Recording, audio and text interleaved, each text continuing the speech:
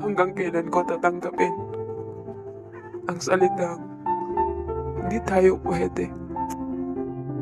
Ngayon, bukas, o kailanman, wala na ba talagang pag-asa? O hindi na ba pwedeng baliktarin ang salitang pwede pa tayong dalawa? Hindi ko kasi tanggap, hindi ko lubos maisip na magbabago na lang ang lahat.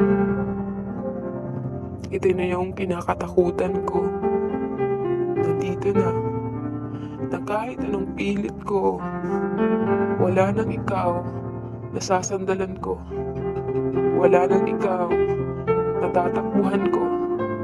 At lalong wala nang ikaw na yayakapin ko. Ginawa ko naman ang lahat para wag mo lang akong iwan. Naging tanga ako at naging sunod-sunuran. Tinatago ang sakit na nararamdaman para lang hindi mapagsimulan ng away at paghihiwalayan. Pinipilit ko pa rin ang salitang pwede tayong dalawa kahit hindi naman talaga.